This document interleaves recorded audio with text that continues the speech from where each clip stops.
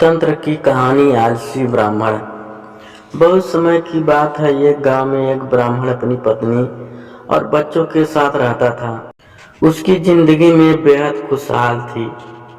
उसके पास भगवान का दिया सब कुछ था। सुंदर सुशील पत्नी, होशियार बच्चे, खेत जमीन पैसे थे।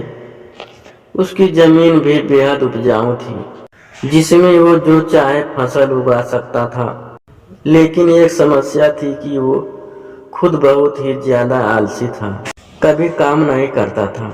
उसकी पत्नी उसे समझा समझा कर थक गई थी कि अपना काम खुद करो, खेत पर जाकर देखो, लेकिन वो कभी काम नहीं करता था। वो कहता, मैं कभी काम नहीं करूंगा। उसकी पत्नी उसके आलस से बेहद परेशान रहती थी, लेकिन वो चाहकर भी कुछ नहीं कर पाती थी। एक दिन एक साधु ब्राह्मण के घर आया और ब्राह्मण ने उसका खूब आदर सत्कार किया। खुश होकर सम्मान पूर्वक उसकी सेवा की। साधु ब्राह्मण की सेवा से बेहद प्रसन्न हुआ और खुश होकर साधु ने कहा कि मैं तुम्हारे सम्मान में आदर से बेहद खुश हूँ। तुम कोई वरदान मांगो। ब्राह्मण को तो मुंह मांगी मुराद मिल गई। उसने कहा, बाबा कोई ऐसा वरदान दो कि मुझे खुद कभी कोई काम ना करना पड़े। आप मुझे कोई ऐसा आदमी दे दो जो मेरे सारे काम कर दिया करे। बाबा ने कहा, ठीक है, ऐसा ही होगा, लेकिन ध्यान रहे तुम्हारे पास इतना काम होना चाहिए कि तुम उसे हमेशा व्यस्त रखो। यह कहकर बाबा चले गए और एक बड़ा सा राक्षसनुमा जिन्न प्रकट हुआ। वो कहने लगा, मालिक मुझे कोई काम दो, मुझे काम चाहिए। ब्राह्मण उसे देखकर पहले तो थोड़ा डर गया और सोचने लगा। तभी जिन्न बोला, जल्दी काम दो वरना मैं तुम्हें खा जाऊंगा। ब्राह्मण ने कहा, जाओ और जाकर खेत में पानी डालो। यह सुनकर जिन्न तुरंत गायब हो गया और ब्राह्मण ने राहत की सांस ली और अपनी पत्नी से पानी मांगकर पीने लगा। लेकिन जिन्न कुछ ही देर में वापस आ गया और बोला, सारा काम हो गया, अब और काम दो। ब्राह्मण घबरा गया और बोला कि अब तुम आराम करो, बाकी काम कल करना। जिन्न बोला, नहीं, मुझे काम चाहिए वरना मैं तुम्हें खा जाऊंगा। ब्राह्मण सोचने लगा और बोला, तो जाकर खेत जोत दो, इसमें तुम्हें पूरी रात लग जाएगी। जिन्न गायब हो गया। आलसी ब्राह्मण सोचने लगा कि मैं तो बड़ा चतुर हूँ। वो अब खाना खाने बैठ गया। वो अपनी पत्नी से बोला, अब मुझे कोई काम नहीं करना पड़ेगा, अब तो जिंदगी भर का आराम हो गया।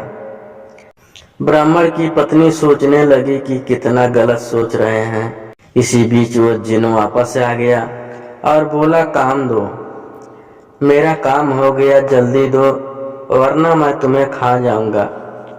ब्राह्मण सोचने लगा कि अब तो उसके पास कोई काम नहीं बचा। इसी बीच ब्राह्मण की पत्नी बोली, सुनिए, मैं इसे कोई काम दे सकती हूँ क्या?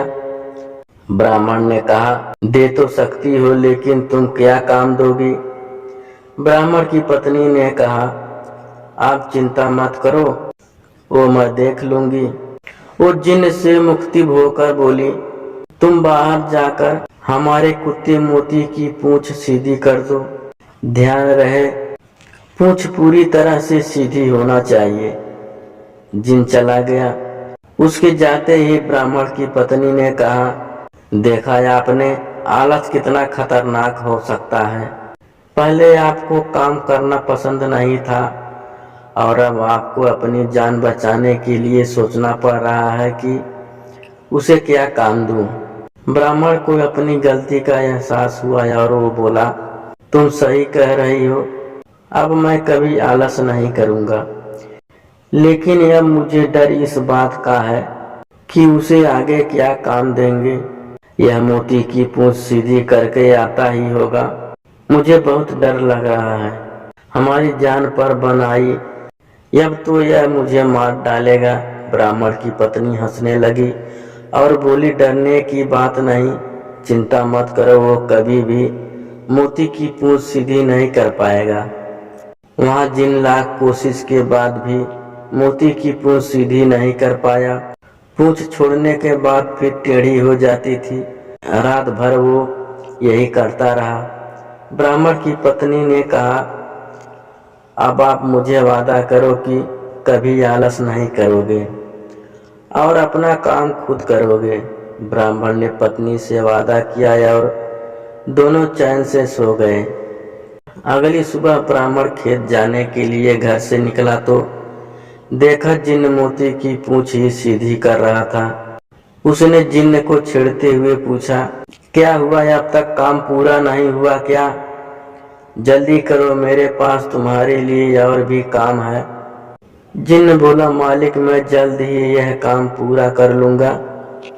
ब्राह्मण उसकी बात सुनकर हंसते हंसते खेत पर काम करने चला गया और उसके बाद उसने आलस हमेशा के लिए त्याग दिया। सीख, आलस ये मनुष्य को सबसे बड़ा दुश्मन है।